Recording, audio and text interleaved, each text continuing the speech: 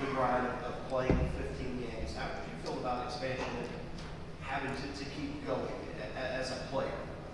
I would say I definitely share Coach Swinney's sentiment that I don't necessarily feel comfortable adding another game. I think that if we're going to talk about expansion of the playoff, we also need to consider shortening the regular season. As you mentioned, as an offensive lineman, you start getting up to 14, 15 games, that's quite a few snaps, especially given the situation we were presented with last year with lack of depth. The snaps add up quickly, and that's some wear and tear in your body that's hard to describe.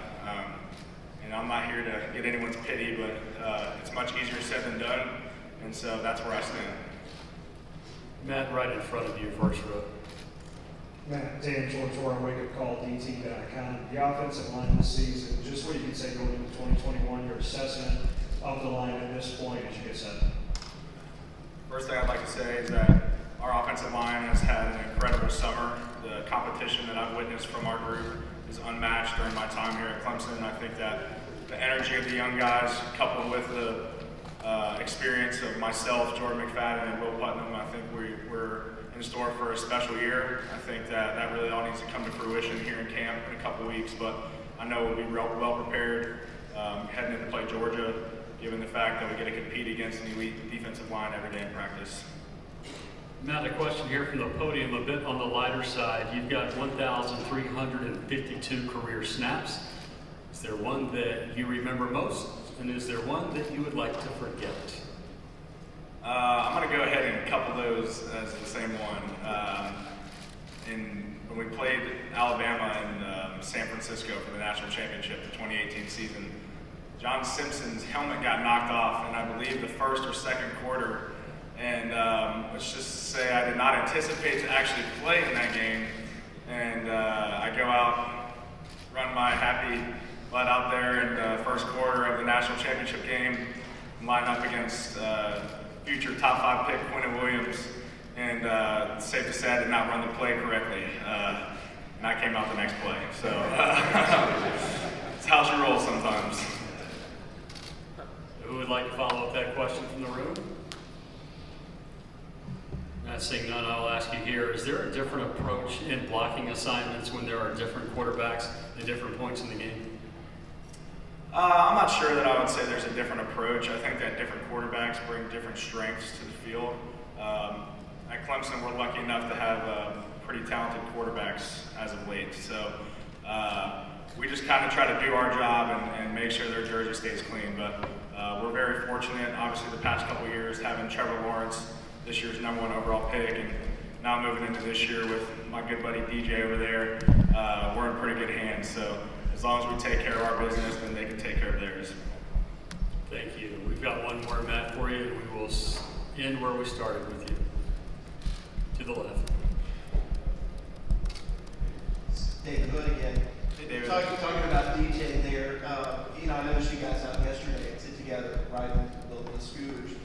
Has he already kind of taken that, you're already out protecting him out on the city streets, and what kind of voice does he have in the huddle with you guys? Well, I don't know if he needs to be protecting him on the city streets. He's a pretty big guy, but DJ has come in and just been a steady worker, and he's got great confidence and poise for a young guy.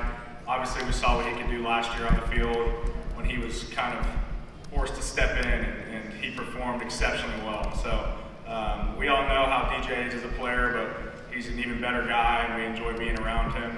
For me, being a guy going into my 5th year, I certainly respect him, and I know that I can speak for my teammates when I say that. So we're really looking forward to having DJ with the keys to the offense this year, and I know that he's going to have our backs just like we'll have his.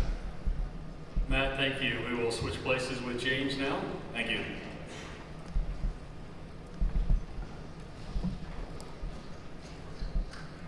James, as we get comfortable, we will scan the room and ask our participants here who would like the first question today. All right, James, so from the podium here, you had 5 weeks between games mid-season last year. Did that affect the team in any positive way, any negative way? What about the rhythm and that disruption? I think it, you got guys like Trevor going out, DJ having to step in. You got key pieces to your team that miss some time, either a lot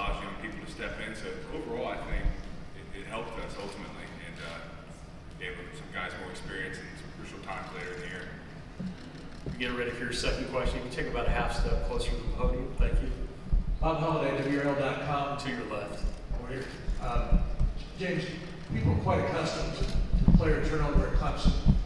Great ones go on to the NFL and great new ones take their place. Your defense this year is unusual in that you hardly lost anybody.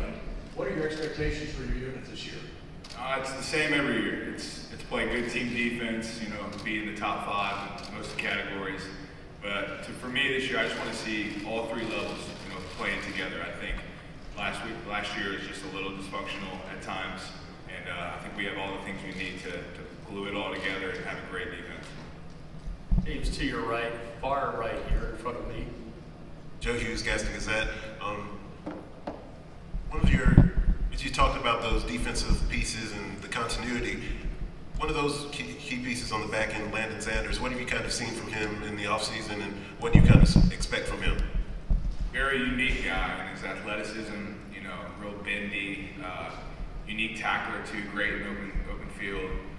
We're real deep, across the board everywhere. But Landon's a guy who just puts in work, keeps his head down, stays quiet, and just does his job. So I think another year, I think he was battling injury a little bit, so a whole another year in the weight room. I think you'll see a completely different player this year. James, follow the center aisle, third person to your left. Hey, Gary McDaniel, Clemson Sports. James, can you tag on what the coach said about you in your career as a coach, and what has influenced you to make that decision? I just show up every day, and I'm in love with what I do. And when you get old like me, you start to think about what am I going to do for the rest of my life. And I'm getting to that point, and I just can't think of my life without the game of football or sports in some way. Maybe I'm not, the next coach will be Coach Sweeney, but in some form or fashion, I'll be around this game, and that's how I see it. It's something I love, and I can't get enough of it, so I gotta have it. James, still on the left side, about the 5th row. He's about to stand up for us, please. Thank you. Hey James, Zach Wagner with Tiger Net. Not many people get to say they played 6 years of college football. So with that being said, how excited are you to get the season started, especially against Georgia? I'm very excited. It truly is the last one, so I gotta go out the bang. But we usually end our regular season in Charlotte, so it's a pretty cool experience getting to play a team the caliber of Georgia, in a place luckily we're familiar with. But it's exciting, and we're happy we get that caliber of opponent so that we can hopefully prove some people wrong. James, I think we're good. Thank you. Let's switch places with DJ. Appreciate you guys. DJ will get the last